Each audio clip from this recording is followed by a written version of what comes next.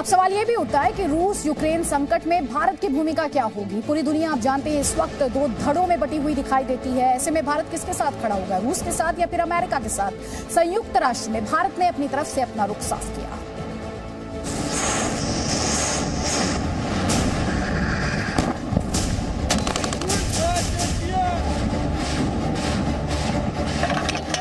Ukraine पर पूरी दुनिया में हाहाकार मचा हुआ है। तीसरे विश्व युद्ध की आहट से लोग सहमे हुए हैं।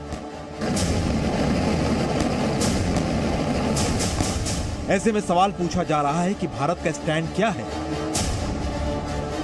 भारत रूस के साथ खड़ा है या भारत अमेरिका का साथ देगा? इस सवाल का जवाब जानने से पहले यूक्रेन संकट पर सुनिए प्रधानमंत्री मोदी का बयान, जो उन्होंने मंगलवार को यूपी में बहराइच की रैली में दिया। इस समय दुनिया में कितनी उथल पुथल मची हुई है। ऐसे में भारत का ताकतवर होना न सिर्फ भारत के लिए, पूरी मानवता के लिए बहुत जरूरी होता है। भारत हमेशा से रूस का दोस्त रहा है।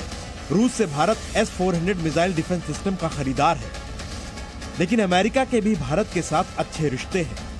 दोनों ही देशों से भारत के मजबूत आर्थिक और राजनीतिक रिश्ते हैं। ऐसे में भारत ने सधा हुआ बयान दिया है। सुरक्षा परिषद की आपात बैठक में भारत ने शांति और संयम की बात की। These developments have the potential to undermine peace and security of the region. We call for restraint on all sides.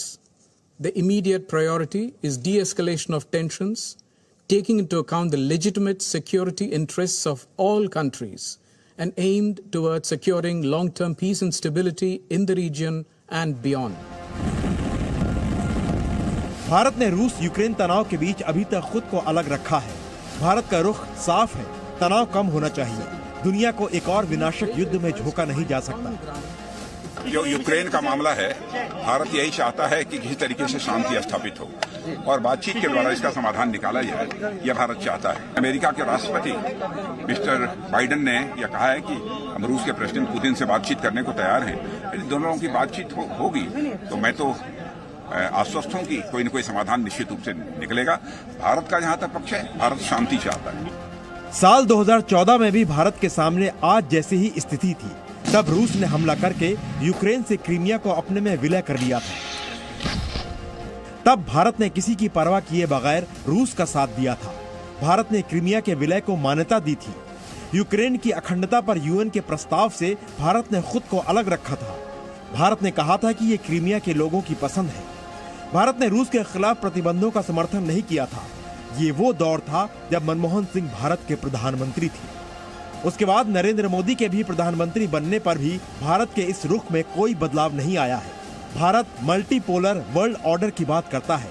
आज भी निष्पक्ष रहकर भारत ने एक तरह से रूस का साथ ही दिया है। आज सुबह यूएन सिक्योरिटी काउंसिल में इसके बारे में चर्चा हुई थी। इसमें हमारे जो डेलीगेशन है, इनका स्टेटमेंट में हमने साफ कह दिया है कि जो स्थिति अभी हम देख रहे हैं उसको डी-एस्केलेट करना चाहिए, मतलब जो टेंशन्स हैं उसको रिड्यूस करने चाहिए और जो कूटनीतिक प्रयासों हैं वो बहुत जरूरी है इसमें। इस बीच यूक्रेन में रह रहे भारतीयों को वापस लाने के लिए भारत सरकार की मुहिम शुरू हो चुकी है। एयर इंडिया की फ्लाइट अपने नागरिकों को लेकर लौट रही है। Bureau report, ji media. Presenting B News app, available on Google Play and App Store. Download it now.